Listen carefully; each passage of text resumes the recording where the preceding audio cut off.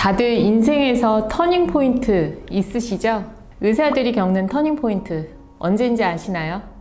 승진, 개업 또는 폐업일 수도 있지만 바로 본인이나 가족이 환자가 되었을 때입니다. 내가 어떤 병에 걸렸을 때 또는 부모나 자녀가 교통사고, 암, 뇌졸중, 루게릭 어떤 병으로든 투병 생활을 했을 때 이때는 책으로 얻은 지식이나 그동안의 경력에서 얻은 경험 그 이상을 넘어서 그야말로 몸소 체득한 병에 대한 이해로 환자들과 더욱 공감할 수 있고 조언을 해줄 수가 있겠죠. 그런 의미에서 오늘은 제가 여러분들께 특별한 책 한 권을 소개시켜 드릴까 합니다.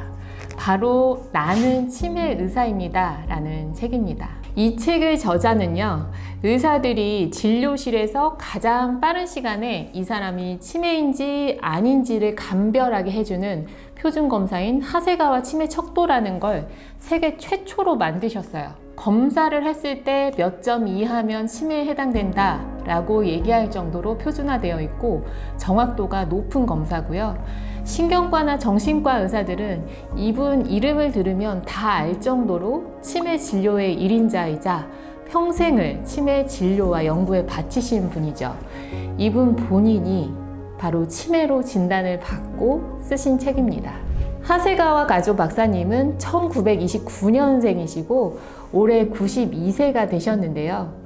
막 의사가 되었을 당시에는 이 치매에 대한 이해가 너무 부족해서 치매 환자를 미친 사람 취급하면서 침대에 묶어두거나 가축들이 있는 헛간에 가둬서 방치해 둔 것을 종종 보셨대요. 몇 차례 안타까운 장면들을 이렇게 목격하신 이후로 내가 평생 치매 의료 발전에 헌신을 하겠다라고 다짐을 하셨다고 합니다. 이후에는 일본의 성 마리안나 의대 교수로 부임을 하시고 50년 넘게 치매 환자들을 보셨는데 스승으로서는 레지던트들이 피해 다닐 정도로 굉장히 무서웠지만 환자들에게는 너무나 따뜻하신 분이라서 보호자분들이 이 진료 때 오셔서 교수님의 목소리를 녹음을 해 갔다고 해요.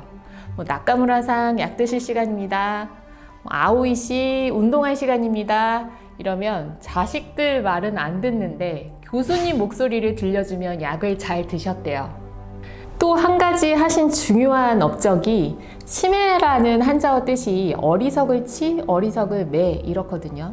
이게 썩 좋지가 않잖아요. 사람들에게 편견을 가져올 수 있다고 해서 일본에서는 인지증이라고 병의 명칭을 변경을 했는데 이것도 박사님이 적극 주도를 하셨다고 하고요. 이런 분이 88세가 되던 2017년경에 치매 진단을 받으셨는데 이분의 전조 증상은 점차 이렇게 날짜 감각이 없어져서 아내에게 오늘이 몇 월 며칠인지 계속 되풀이해서 물어보시는 일이 생겼고 강의를 하는 도중에 얘기를 하다가 내가 이 얘기를 했나 안 했나 계속 헷갈려서 몇 분 전에 한 얘기를 또 언급하고 아니면 의도치 않게 말실수를 하는 일이 생기셨다고 합니다.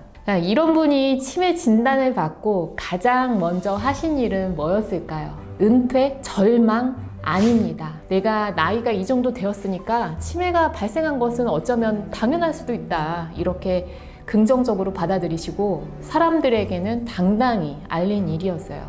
강의장에 가서는 여러분 저도 사실은 인지증을 앓고 있습니다 라고 밝혀서 사람들은 좀 놀랐지만 더 큰 박수를 받았다고 해요. 사실 의사로서 경력이 단절될 수 있는 이 병을 오픈하는 일 쉬운 일은 아니죠.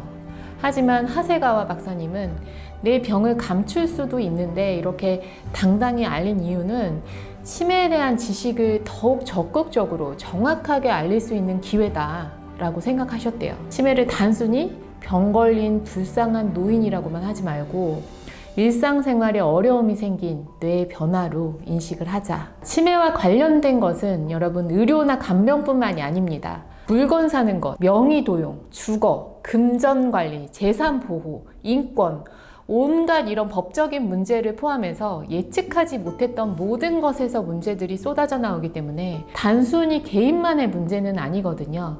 반드시 사회적인 지역의 뒷받침이 필요합니다. 교수님은 내가 잘 살기 위해서, 개인이 살아가기 위해서, 내가 이제 있는 동안에는 지역에 조금이라도 보탬이 되고 싶고 치매를 있는 그대로 알려주는 일이 내가 살아가는 이유겠구나. 그리고 죽음을 맞이하는 본인만의 방법이겠구나 생각하셨다.